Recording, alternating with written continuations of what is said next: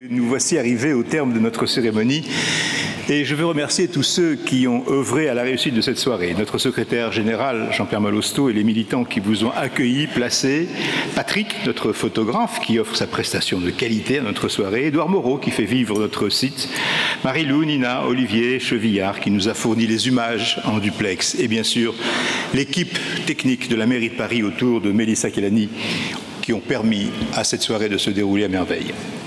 Je veux à nouveau féliciter l'honoraria de ce soir et tous ceux qui, et ils sont heureusement nombreux, s'engagent dans un contexte parfois hostile et souvent difficile. Merci à toi, cher Amnous, pour ta présidence, pour ton engagement. J'espère que nous continuerons à travailler ensemble. Le comité Laïcité République poursuivra son action. Nous vous donnons rendez-vous pour les prochaines manifestations. Ce seront des webinaires autour des dernières publications de Jean-Pierre Aubin. Ensuite, nous serons aux Journées laïques de Ferney-Voltaire avec 3 jours consacrés aux relations entre le sport et la laïcité. Et puis, 8 et 9 décembre, une conférence importante que nous organisons en partenariat avec l'association Laïcs sans frontières, Council of Ex-Muslims of Britain, et égal, sur un thème plus qu'actuel. Laïcs de tous les pays, unissez-vous. Soyons réalistes, exigeons la laïcité partout. Un colloque international avec des intervenants de grande qualité dont nous diffuserons le programme d'ici peu. Un thème d'une grande actualité, je vous le disais. Et puis, je sais que nos CLR en région débordent d'initiatives. Ils utiliseront nos supports pour vous en communiquer les contenus. Et puis j'ai le plaisir de vous annoncer, pour janvier prochain, l'ouverture de l'Institut du CLR. Depuis longtemps, nous nous plaignons de cet accaparement de la mission de transmission des principes républicains et de la laïcité par des organismes qui s'obstinent et qui s'empressent d'y substituer un vague discours sur le vivre ensemble émaillé d'accommodements dits raisonnables. Nos amis Charles Coutel, Philippe Guittet se sont donc mis au travail, accompagnés par Marie-Laure Brossier et son équipe pour l'ingénierie numérique de ce projet ambitieux, grâce à la Fondation du Grand Orient de France.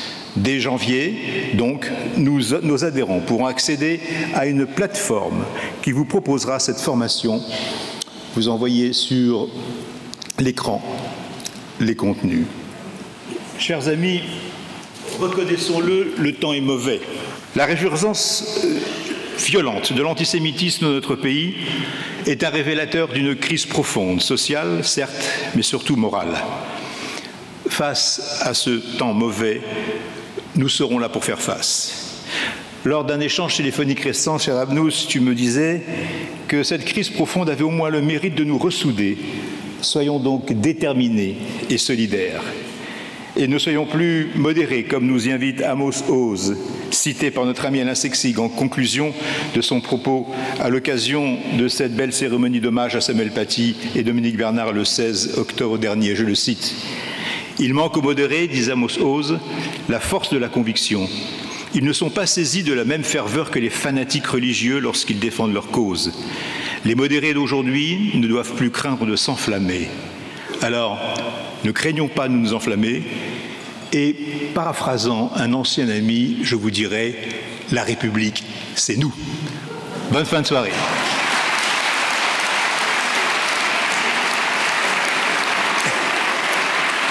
Et je vous invite bien sûr à boire le verre de l'amitié dans les salons offerts, donc le verre par la mairie de Paris.